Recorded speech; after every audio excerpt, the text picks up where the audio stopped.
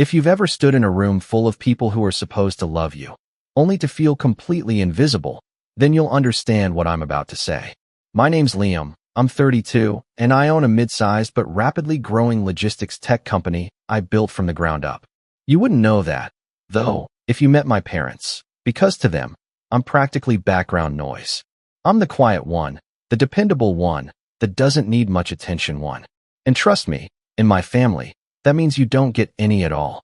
Growing up, it was always about my older brother, Jake. He's 2 years ahead of me, louder, flashier, and frankly, way better at playing the favorite son role. He was the golden child, the kind who got applause for showing up. He once brought home a B- on a science test and got pizza night. I brought home a full-ride scholarship letter and was told to just leave it on the table. I used to think maybe I just wasn't loud enough, or maybe I didn't shine in the right way. But as I got older, I realized the truth was simpler and more painful. They'd already decided who mattered. I tried not to let it get to me. I focused on building my life, keeping my head down, and working harder than anyone else I knew. I didn't have time for bitterness. I was busy coding in my tiny apartment, taking consulting gigs, and slowly turning my freelance hustle into a company that now employs close to 60 people. No investors, no loans, just grit. I don't flash it around. I don't drive anything flashy, and I definitely don't show up to family dinners talking about IPOs and profit margins. But the silence from my parents? That still stung more than I'd like to admit.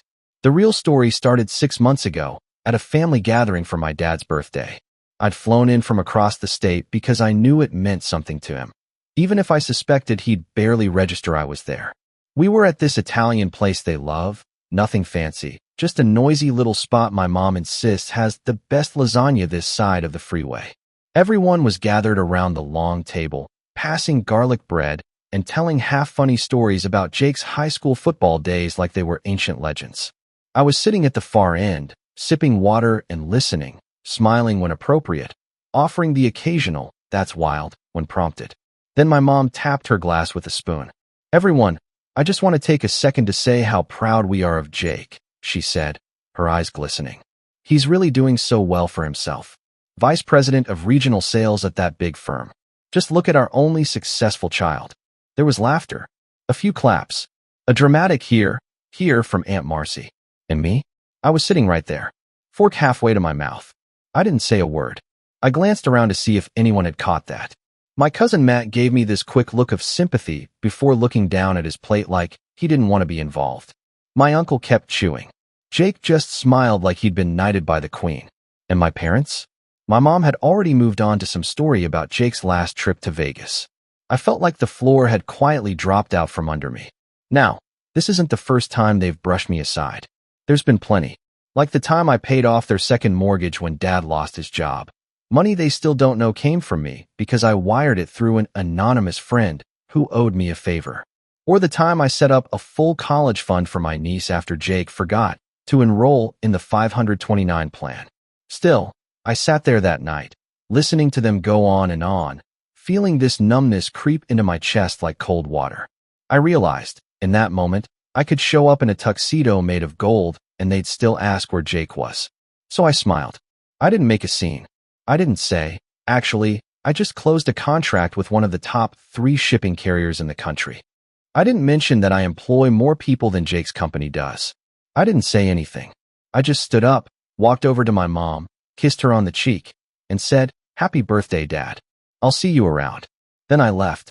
Quiet. Clean. No one followed me out.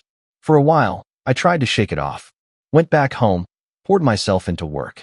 The company was scaling up fast, so I had no time to dwell.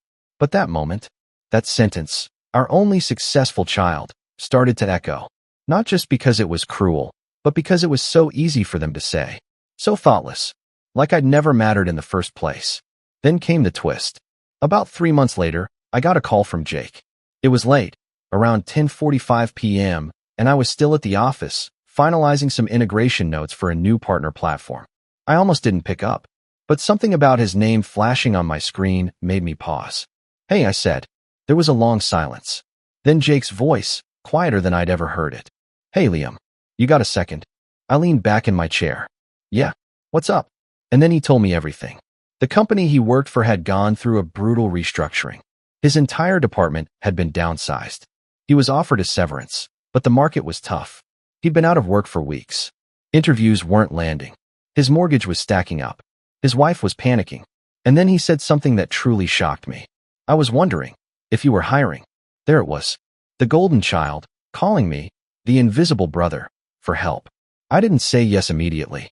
I told him I'd think about it, that I need to talk to HR. And technically I did. But the truth is, something had already shifted in my mind.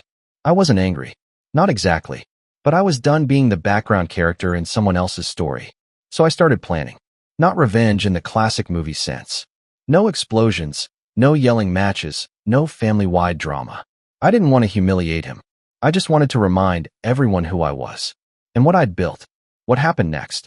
Well, let's just say it was subtle, quiet, and incredibly satisfying.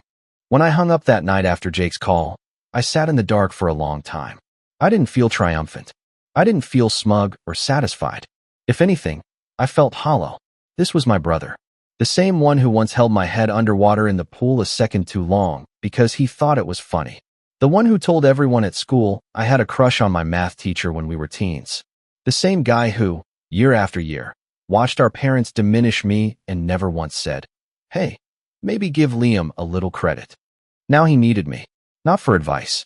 Not to catch up. For a job. I could have said no. Honestly, I probably should have. But something in me clicked. I didn't want to reject him. I wanted to do something better, something sharper. Something that would make them all see me, without me ever having to raise my voice. 2 days later, I called him back. "I've got a spot," I said, flipping through some internal listings we had for warehouse support and operations floater roles. Entry level. Not glamorous. But it's a paycheck. You in? There was a beat of hesitation on the other end. What kind of position?" "Janitorial assistant," I said evenly. "Helping the facilities team. Cleaning, maintenance, some stockroom organizing. It's steady work." Silence again. "Look, Jake," I added calmly. "You're overqualified. I get it. But I can't just create a VP role out of thin air. If you need something, this is what I've got right now. I'm not going to BS you." There was a long pause before he said, "Yeah, okay. Thanks, man. I'll take it." I kept my tone friendly. I even told him HR would walk him through everything. But inside, something cold and still had taken root. I didn't put Jake in that job to humiliate him. I put him there because for once in my life, I wanted to control the narrative. No handouts. No shortcuts. Just the reality of who we really were when nobody else was watching. He started the following Monday. I didn't tell anyone at the company that he was my brother. I didn't need to. HR placed him on a rotating schedule between our two buildings, mostly doing basic cleaning tasks and stocking break rooms. It wasn't demeaning. We pay fairly. He had benefits. But it was quiet work. Unseen. He'd never experienced that before. I saw him a few times in the halls. He'd nod or wave. I'd nod back. We didn't really talk. A few weeks in, one of my junior managers came to me and said, "Hey, that new facilities guy, Jake. He said he used to be a VP of something. Why is he mopping floors now?" I just smiled. Tough market right now. Around that time, I started getting texts from my mom. "Hey sweetie, how's work? Are you coming to the fall family picnic next month? Your brother mentioned he's working for a tech company now. Small world, huh?" I didn't reply to most of them. I knew what this was. They smelled change in the air. For the first time, Jake was struggling and I wasn't. The family picnic was something they did every October. Always the same park. Always the same potluck sign-up sheet. I'd skipped the last two. But this time, curiosity got the better of me. I drove out, wearing a simple dark polo and jeans. Nothing flashy. When I arrived, people were milling around, laughing, tossing footballs, loading up paper plates with potato salad. My parents were by the grill. My mom lit up when she saw me. "Liam, you came. Oh, sweetie, look at you. You've lost weight." Not even a "how are you." My dad clapped me on the shoulder. "Jake's around here somewhere," he said, like that was what I was waiting to hear. I nodded and went to grab a drink. A few cousins chatted me up, small talk, work stuff. Someone mentioned they heard I was doing something with software. I gave vague answers. I'd long ago learned not to bother explaining. Then Jake showed up, holding a plate of ribs. He looked tired, a little sunburned, and there was something in his eyes that hadn't been there before, an edge of humility. He didn't say much to me, just gave a short "hey" and moved on. I stayed for about an hour, then slipped out without saying goodbye. I'd seen what I needed to see.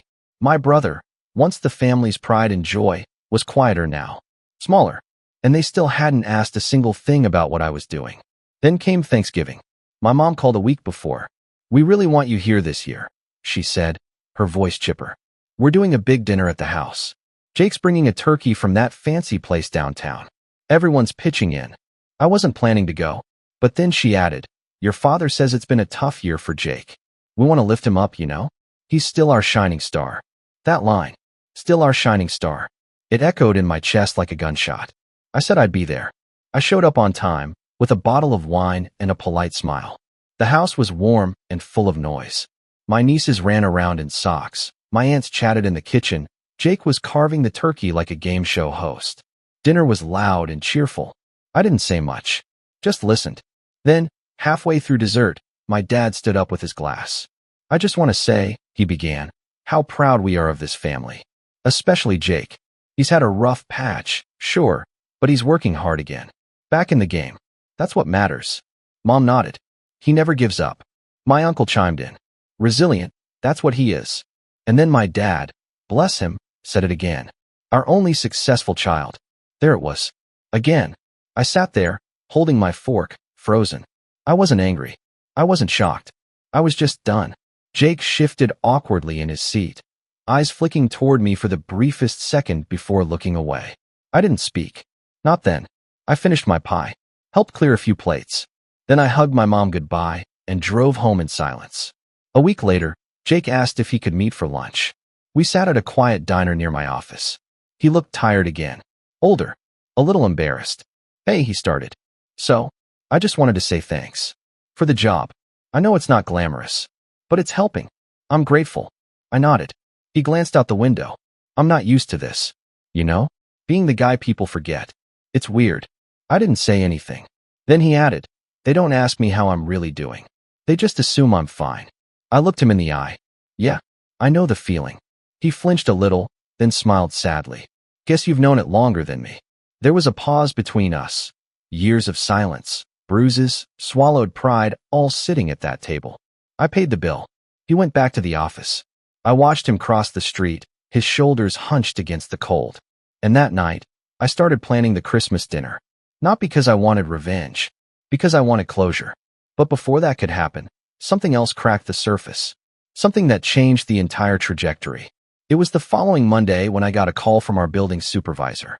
"Hey Liam," he said. You might want to see this." He sent over a security video. There was Jake, in the executive hallway, scrubbing the floor outside the bathrooms. A few junior employees walked by, laughing. One of them, someone we'd just hired, nudged his friend and said, "Bet the VP gig didn't teach him this, huh?" Jake stood up fast. Too fast. He slipped, knocking over the mop bucket. Water everywhere. And the look on his face? Rage. Humiliation. And worst of all, fear. I paused the video, replayed it, sat with it. He hadn't told me anything, hadn't complained, hadn't asked for reassignment. But that video, that was the moment I realized he wasn't just learning humility. He was unraveling. I didn't know it then, but what happened next, what he did next, would be the real breaking point. The betrayal that made everything clear. And it was coming faster than I ever expected. The betrayal came on a Wednesday morning, wrapped in the kind of sterile corporate drama I thought I was immune to by now. I walked into the office early, as usual, coffee in hand, mind already racing with notes for the upcoming investor call. I passed by the front desk, nodded at Jenna, our receptionist, and made my way toward the elevators when I noticed something strange. A tight huddle of people, 3 or 4 mid-level employees, whispering with furrowed brows and hushed tones. When they saw me, they scattered. I stepped into the elevator, hit the top floor button, and exhaled. I knew something was off. 10 minutes later, Ryan, my second in command, knocked on my office door. "Got a minute?" I nodded. He walked in and closed the door behind him. That's when I knew it was serious. "You might want to see this," he said, holding out his phone. I took it. It was a screenshot from Slack, one of our internal channels. Someone had leaked sensitive internal documents. Pricing tiers, client acquisition strategy, even part of our upcoming automation roadmap, all anonymously posted on a startup gossip forum. It wasn't a major breach, but it was enough to raise eyebrows with some of our clients. Then came the kicker, the person who downloaded the files. Jake. He'd used his janitor access card to swipe into the executive hallway late at night, then plugged into one of the workstations. The IT log showed everything. I sat there, staring at the screen, while Ryan explained the rest. I had security pull footage. It's definitely him. I haven't said anything yet.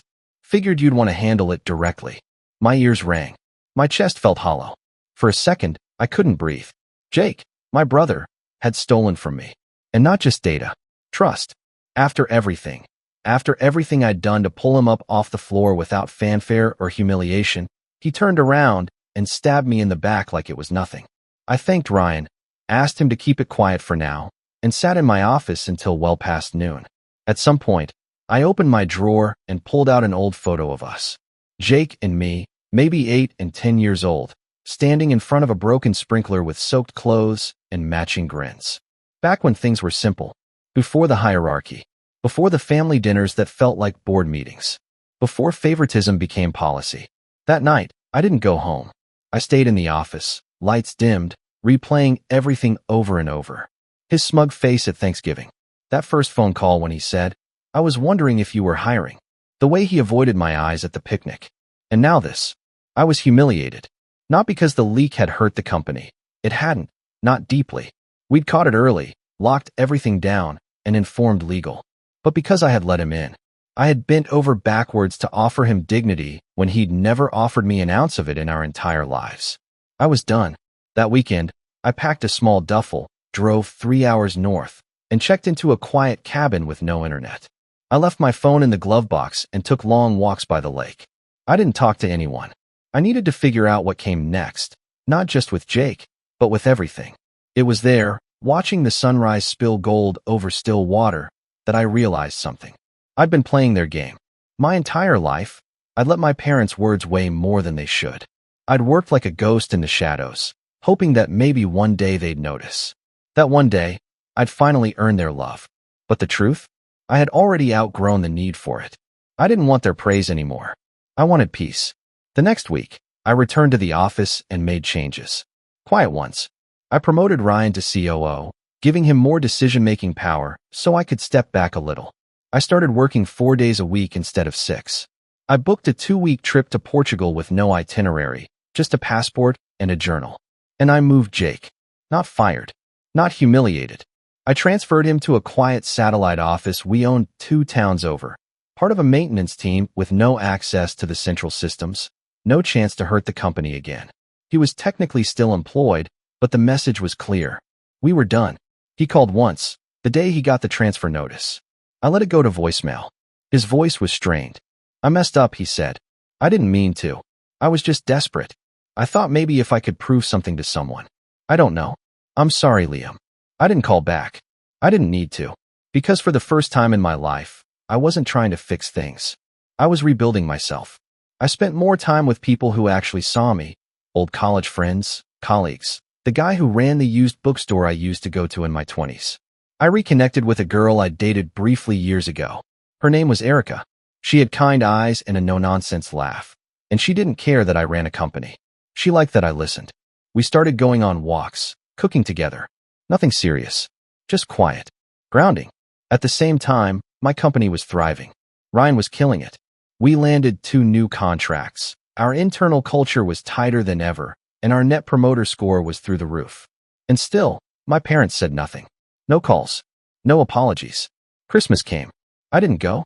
I spent it with Erica instead, making French toast and watching movies on the couch. Around New Year's, I got a card from my mom in the mail. Just a card. No call. No note. Just a stock message about wishing you peace and prosperity. I stared at it for a full minute, then dropped it in the trash. And that's when I knew. I had finally let go. Not in a dramatic, movie-ending kind of way. Just quietly. Like closing a door that had been creaking open for too long. But then, just when I thought the storm had passed, fate delivered one final twist. An invitation. My parents were throwing a formal dinner party in early March. Their 40th anniversary. A full guest list. Big venue. Suits and gowns. And I was invited. The invitation arrived in a gold-trimmed envelope with my full name printed in calligraphy. It was over the top, like something out of a wedding catalog. And in the bottom corner, handwritten in my mother's careful script, was a note. It would mean a lot if you came. Jake will be there. He's doing much better. I almost laughed. But then I paused. Because a part of me, the part that had been silent for so long, knew this wasn't just another party. This was the moment. The one where everything that had built up over the years, every slight, every dismissal, every time they looked right past me, was finally going to reach the surface. I wasn't going for revenge. I was going for truth. But what happened at that dinner? Even I couldn't have planned for how satisfying it would be. And it all started with a single sentence. Just 12 little words that dropped like a bomb. There's a peculiar kind of stillness before you execute something big. Not rage. Not bitterness. Just clarity. That's what I felt when I held the invitation to my parents' 40th anniversary dinner. Heavy cardstock, gold trim, an embossed crest like they were royalty. And that little handwritten note at the bottom? Jake will be there. He's doing much better. That was the spark. I didn't respond right away. I let the RSVP deadline pass, knowing full well they'd assume I'd show. They always did. I wasn't the child they invited. I was the child they expected to orbit. But I wasn't that man anymore. The truth is, I'd spent years holding my breath around my family, shrinking myself so their opinions wouldn't bruise. But not anymore. Now I was calm. Still, I didn't want to burn bridges. I wanted them to walk across one and see, finally, who had built the damn thing. I started laying the groundwork that same night. I opened my laptop and typed up a new internal job posting. Temporary event coordinator, executive liaison. It sounded fancy because I wanted it to. I emailed it to a trusted staffer, Maya, one of my most competent operations leads, and asked her to handle the logistics. Venue research, vendor coordination, guest check-ins. The kind of polished execution my parents had never associated with me. Next, I contacted a luxury PR consultant I'd worked with once during a funding round. Her name was Savannah, and she was one of those people who could turn a silent room into a standing ovation with a few power words and a signature red blazer. I asked her for help, quietly. Nothing too obvious. I wanted polish, presence, and poise. She agreed. Subtle dominance, she called it. I liked that. Then came the wardrobe. Now, I'm not a flashy guy. I usually wear dark polos, quiet shoes, and a watch that does its job and nothing more. But for this, I wanted presence. So I booked an appointment with a private tailor in the city who dressed corporate executives for Forbes covers. He fitted me for a charcoal wool suit with a soft sheen, Italian cut, silk lining, and a pocket square in muted navy. Not loud, but unforgettable if you paid attention. And just when I thought the plan was set, something else happened. Jake emailed me. Subject line, thank you again. It read, Hey Liam, I know things got weird. I just want to say thanks again for keeping me on. I'm getting back on my feet, and I think this new branch gig might actually be good for me. I also heard about the anniversary party. I hope you're coming. It's going to be a big deal for them. Would be good to see you there. Jake. It was polite, almost brotherly, but it still stung. He didn't know I'd seen the video of him sneaking into our systems. He didn't know the only reason he still had a paycheck was because I'd decided silent exile was more powerful than public punishment. He didn't know I was about to walk into a room where for the first time ever, I would be the one who held the narrative in my hands. The venue was a country club outside town. White stone exterior, glass chandeliers, valet parking. Not my parents' usual style, which meant someone else, probably Aunt Marcy, had helped plan it. Savannah got me on the guest list last minute, coordinating with the club under my company's name. Just enough to ensure they knew who I was when I arrived. The evening of the party, I arrived precisely 25 minutes late. Not enough to be rude, just enough to be noticed. I stepped out of a town car, not a limo, not a flashy sports car, just sleek and clean. The valet nodded like he knew who I was. Inside, the room was buzzing. White tablecloths, servers weaving through with hors d'oeuvres, a string quartet in the corner. My family was scattered in small clusters. My dad near the fireplace, drink in hand. My mom by the bar with her friends. Jake in a circle of cousins, laughing at something like he didn't have a single regret. I didn't look for them. I didn't wave. I just walked in slowly, letting people notice on their own. And they did. People turned. A cousin blinked and whispered something to his wife. My aunt's smile froze for half a second. Jake saw me, and something shifted behind his eyes. He didn't wave either. I was led to my table by a club staffer who greeted me with, "Welcome, Mr. Hayes." I didn't correct him. Didn't say, "Oh, I'm just Liam." That's who I used to be. Tonight, I was something else. I made small talk with strangers, colleagues of my father's, old neighbors, distant relatives. They asked what I did. I gave the simplest version. I run a tech company. Logistics optimization. We make systems move more efficiently. They nodded, not quite understanding, but respectful. One man even said, "Wait, your company? Not bad, kid." After dinner, my parents stood at the front of the room, bathed in warm spotlight. My mother wore a champagne-colored dress, hair pinned neatly, makeup meticulous. My father had that familiar smugness in his stance, a man used to being the center of his world. "Thank you all for coming," he said into the mic. 40 years, it's a big one. And we're lucky to be surrounded by so many people we love. There were polite claps. Then he added, "And of course, we're especially proud of our son, Jake. He's had a rough year, but he bounced back strong. You can't keep a good man down." I heard the words, and I smiled. I waited. The moment was coming. Jake chuckled awkwardly, trying to look modest, but there it was again, that glimmer of pride in my father's voice. The echo of "our only successful child" still rattled in the background like a drumline. After a few more thank yous, my mom took the mic and said, "Now that we've said our piece, we'd love to hear a few words from any of you. Jake, maybe say something." Jake stepped forward, cheeks slightly flushed. I wasn't planning anything," he said. "But I just want to say thanks to my amazing parents.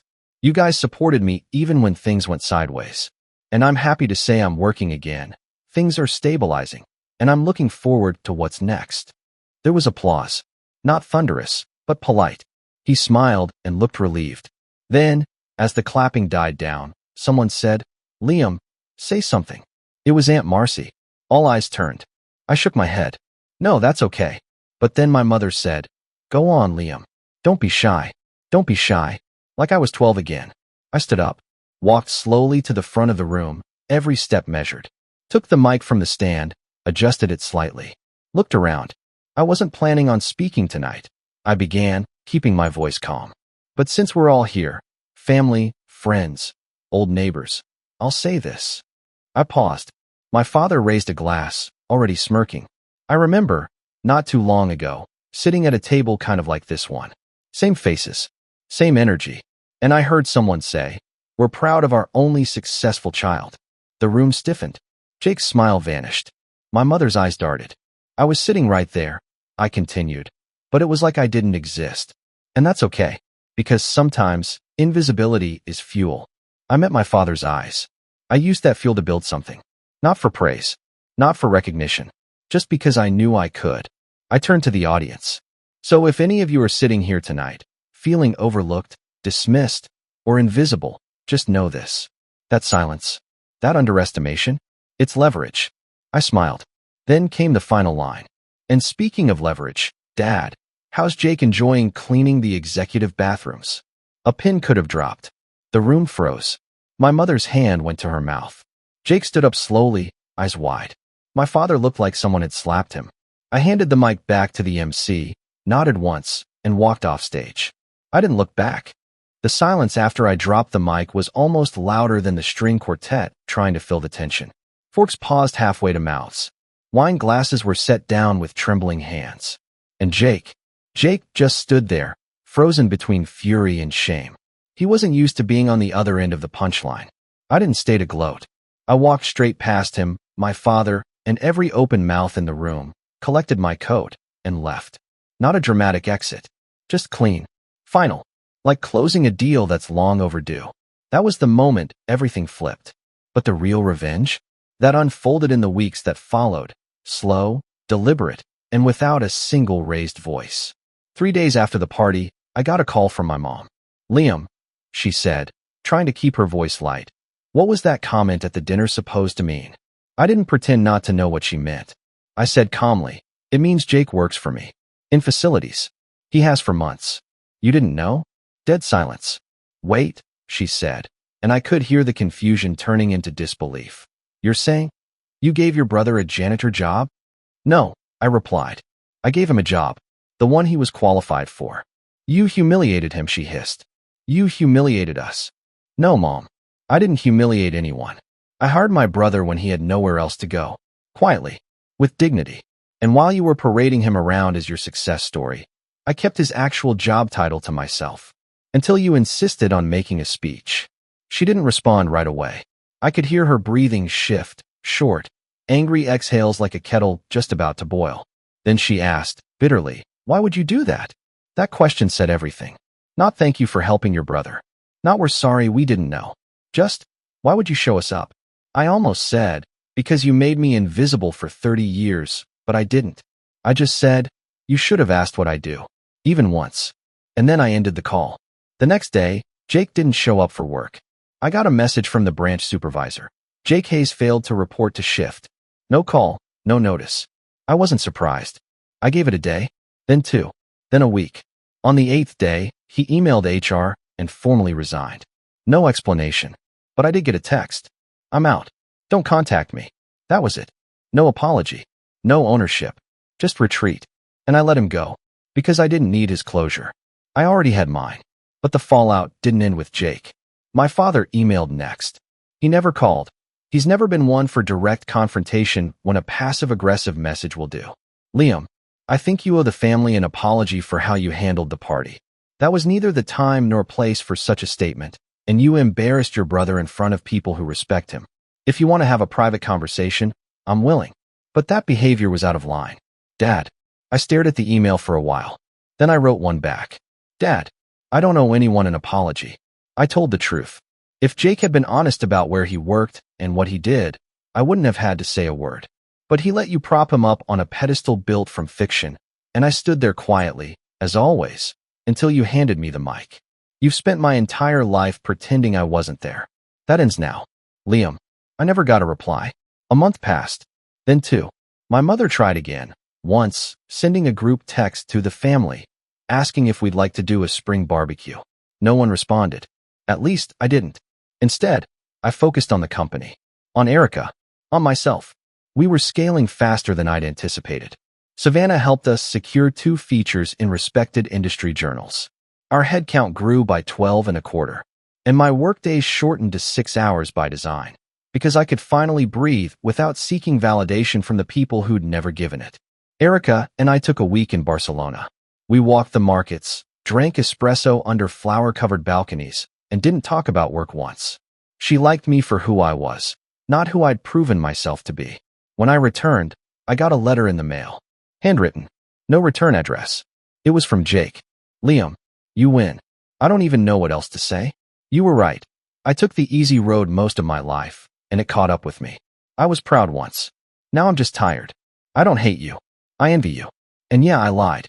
I let Mom and Dad think I was something I wasn't. Because that's the only way they look at you like you matter. You've never played that game, and I guess that's what makes you stronger. I'm not asking for anything. Just thought you should know I see it now. Jake. I folded the letter neatly and put it in a drawer. I didn't write back. Some things don't need closure. Just silence. 3 months after the anniversary dinner, my parents tried to hold another gathering. A brunch, this time, to reunite the family. The invite went out to everyone. Very few showed up. Apparently, word had gotten around. Cousins who once echoed their favoritism started seeing things differently. They'd seen the way I carried myself at the party. The confidence. The presence. And when they heard the full story, where Jake really worked, what I'd built quietly over the years, many of them reached out to me directly.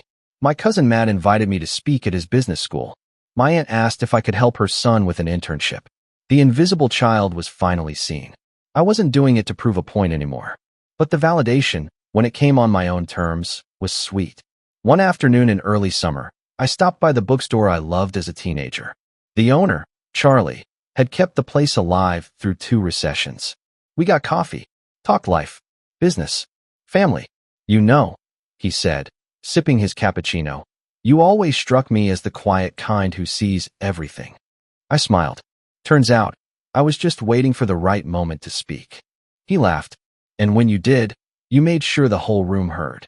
Jake eventually found another job, mid-level management, at a commercial cleaning supplier. Not glamorous, but honest. I didn't reach out. I didn't need to. We'd said all there was to say. My parents, they never apologized. But they stopped making speeches. Stopped pretending. The next Christmas, I sent them a card. Just a card. No gift. Inside I wrote, I'm doing well. Hope you are too. Liam. Simple. Civil, cold. That was the end of the war. Not a bang. Not a courtroom drama. Just distance. But in that distance, I finally found peace. And one final thing. When our company hit a major milestone that summer, 1 million active users on our logistics platform, I threw a party. Not a flashy one. Just close friends. Staff. People who mattered. Near the end of the night, someone handed me the mic and said, Liam, say a few words. I paused, smiled, and said, here's to the quiet ones. The ones no one sees coming. We don't ask for attention. We earn it. And when the time is right, we speak. That was it. That was all. And for the first time in my life, they listened. Some people chase validation. Others build empires in silence. I chose the latter.